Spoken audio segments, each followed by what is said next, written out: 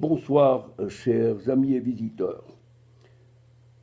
Ce soir, je vais rapidement vous parler d'un problème qui concerne la Suisse. Notre ami Jean-Luc Ador, qui est un conseiller national, c'est-à-dire un député dans le sens français du terme, a fait dernièrement une intervention afin que des aumôniers musulmans ne puissent pas être nommés ou institués dans notre armée suisse, qui jusqu'à présent n'en a pas.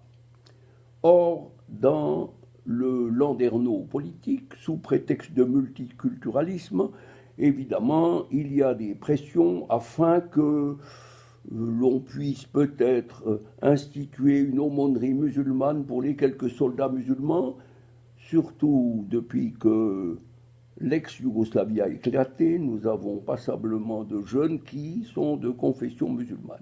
Or, les choses sont particulièrement claires. L'islam est une idéologie totalitaire voilée dans un emballage, si j'ose dire, de religion, alors que l'islam comporte également tout un volet de loi civile.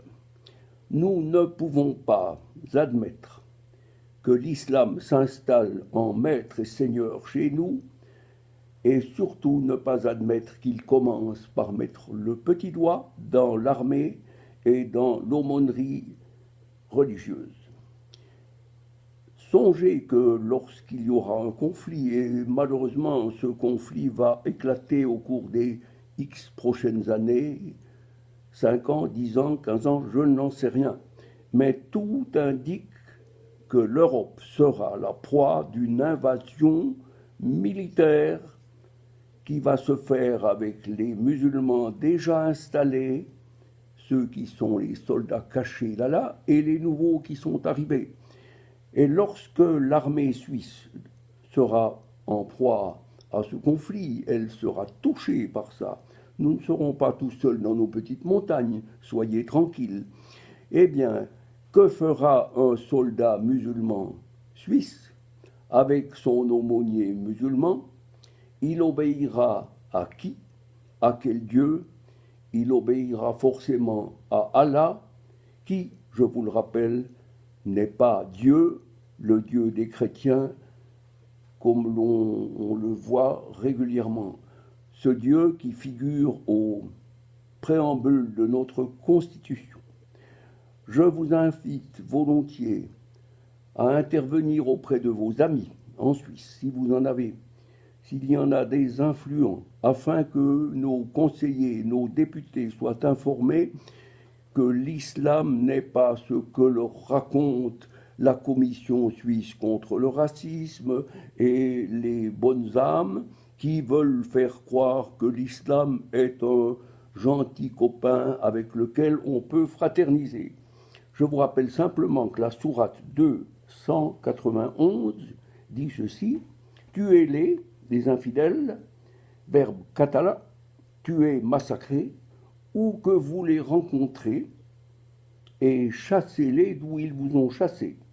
L'association, c'est-à-dire la foi trinitaire, la foi chrétienne, un Dieu en 3 personnes, la foi trinitaire est pire que le meurtre. Et la sourate 293 dit ceci: combattez-les, donc nous, combattez-les, les infidèles, jusqu'à ce qu'il n'y ait plus d'association, donc de chrétiens, et que la religion soit à Allah seul.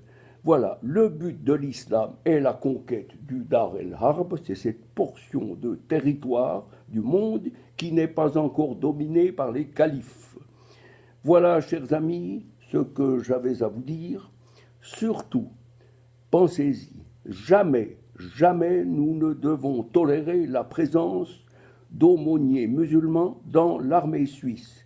Et c'est moi qui, en qualité de simple capitaine d'infanterie suisse, ose le rappeler, comme le rappelle le capitaine Jean-Luc Ador, conseiller national de Sion, qui lui a le courage de défendre toutes ses interventions au Conseil national, où il n'est malheureusement pas encore assez entendu parce que nos conseillers nationaux n'ont pas encore tous compris quelle était la réalité de l'islam par rapport aux autres structures et aux autres religions.